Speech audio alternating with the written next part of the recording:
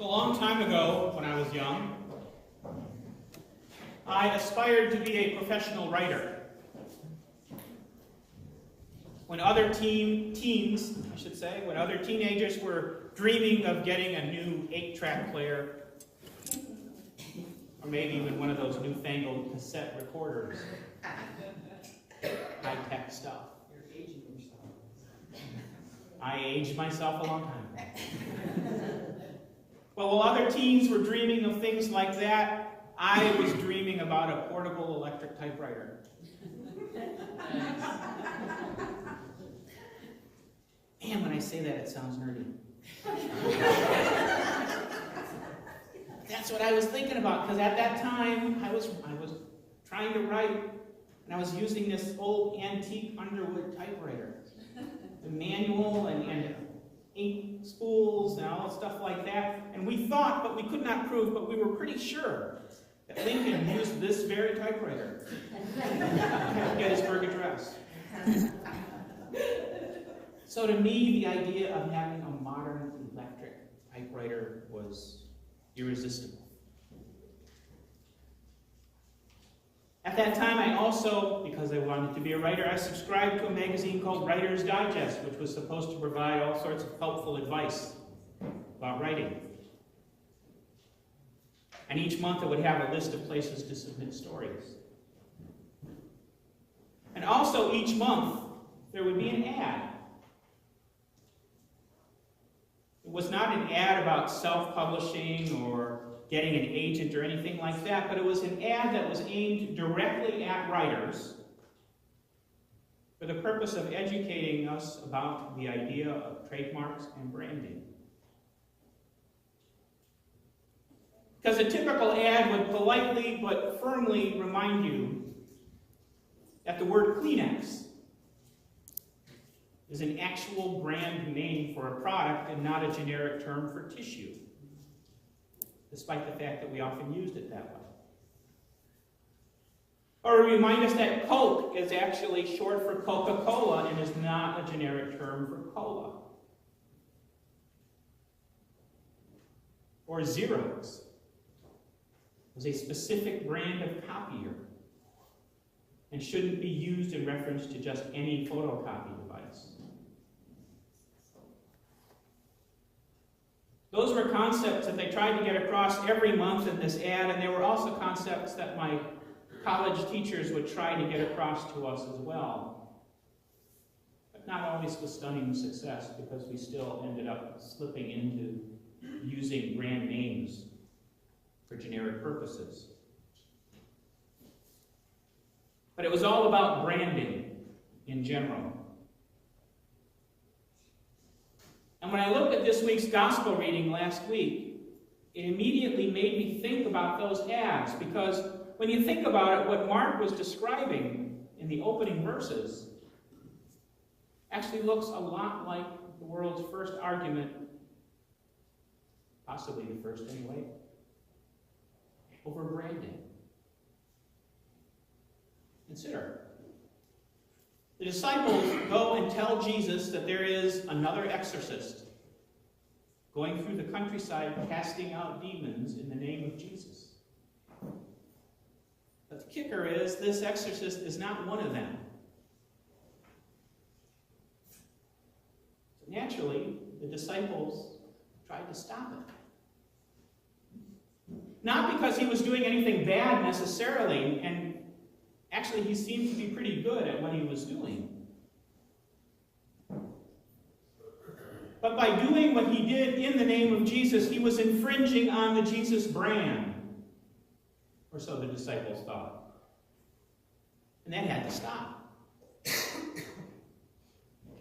You know, today they'd be issuing cease and desist letters to him.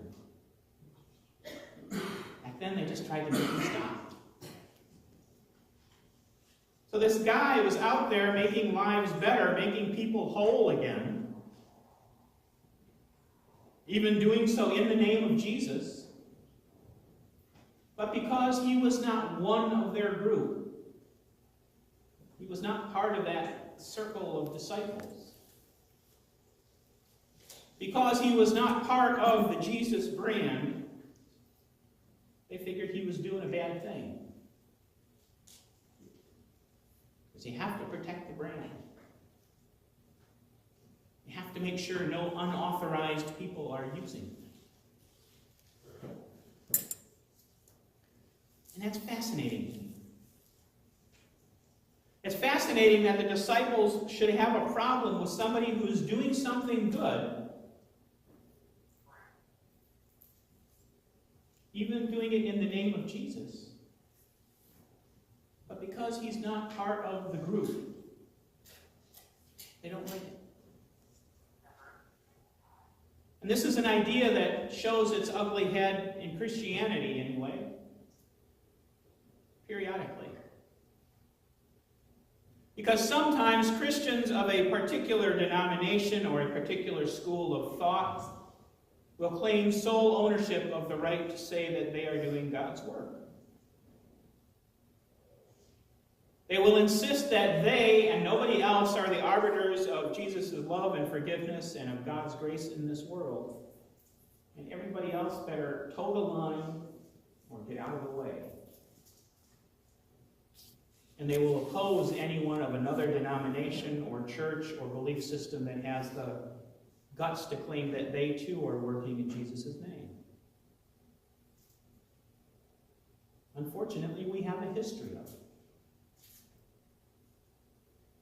Anybody with a passing familiarity with the history of the Western world knows about religious warfare among Christians. And it's important to think of it that way because in these conflicts, both sides claim to be carrying the mantle of Christ. But when you look at the histories, religious warfare among Christians claimed a minimum of around 4 million dead, up to somewhere past 11 million, over a period of centuries in Europe. For many centuries, Europe was locked in this sort of endless conflict. Nobody could really claim victory, but everybody claimed to be the modern bearer of Jesus' teachings. As one of my professors at seminary put it, he said the Catholics were killing the Protestants, and the Protestants were killing the Catholics, and everybody was killing the Anabaptists because Anabaptists were pacifists. It's a sad commentary. For a religion that was based on loving and serving your neighbor and on sharing the good news of Jesus Christ, for a religion that's based on reaching out to the lost and the least and the disenfranchised and the powerless, we had a heck of a track record when you think about it. That doesn't even take in what we've done to other cultures in the name of Jesus. Because unfortunately, sometimes we were so convinced that we were right, that we were authentic, that we were the only ones who possessed the truth, that we were capable of talking ourselves into just about anything.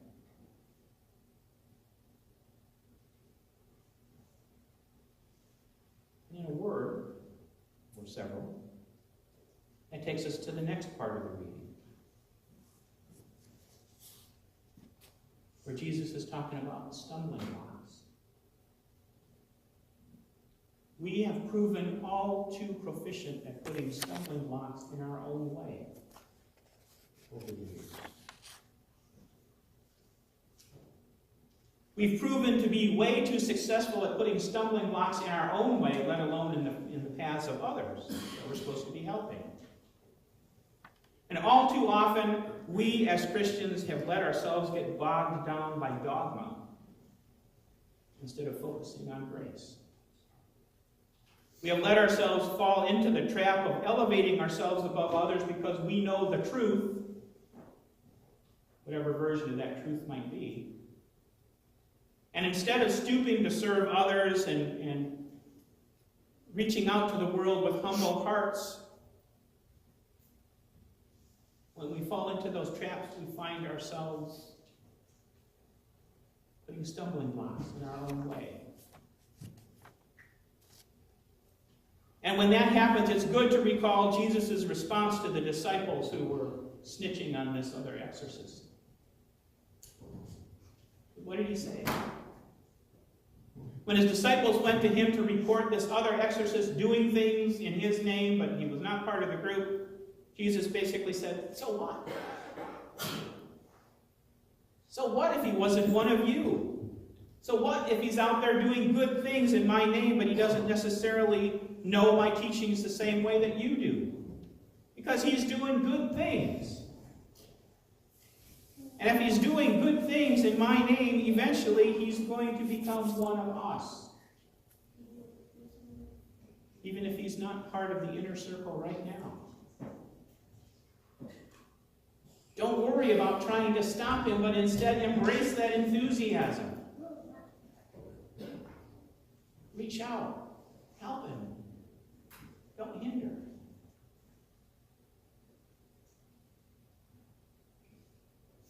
You go on to read Jesus' warning about stumbling blocks and millstones and worms and salt and assorted body parts getting cut off. It's possible to read all that as a warning just to his disciples and to us.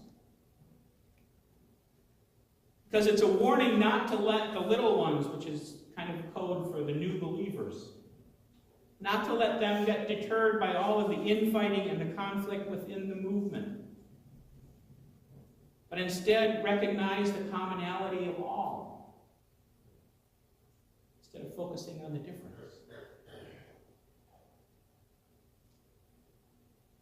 Now, this is a lesson from Jesus that evidently made an impression on the disciples because it's found in one form or another in 3 of the 4 Gospels, Matthew, Mark, and Luke. Not a surprise, John doesn't seem to have it. But when he issued this warning, I can't help but think Jesus was looking ahead to the conflicts that were coming within the church. There would be centuries and centuries of it. I can't help but think he was trying to short-circuit all of that by saying, just have some sense. If they're doing these things in my name, we're more alike than we are different. Embrace it.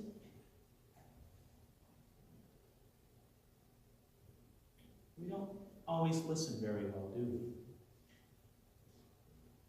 Even now, a couple of thousand years later, we still find ourselves in a time and place where conflict happens. In society today, conflict seems to be the norm. And it's very easy to look at all of that and to be discouraged, but I refuse to be discouraged because I see hope. Despite what our leaders in social media and hysterical pundits of chaos would have you believe, when you get right down to it, people are more alike than we are different. And where there are differences, that just means that there's room to learn, there's room to listen. There's room to explain to one another. And above all, there is room for us to understand one another instead of being in conflict. And that can happen. It can happen for us if we take a deep breath and discover what we have in common. What do we believe at our core? How do we build on that? How do we make stepping stones to a better future, a peaceful future, instead of stumbling blocks that only pave the way to conflict? It's a challenge that we face within the Christian community, and it's a challenge we face in society. It's a challenge that we can overcome if we first get back to the basics of our belief. Salvation comes to us through Jesus Christ. We should love God passionately. That love here is manifested when we serve others and when we care for our neighbors as deeply as we care about ourselves. And when we believe that every human being has worth.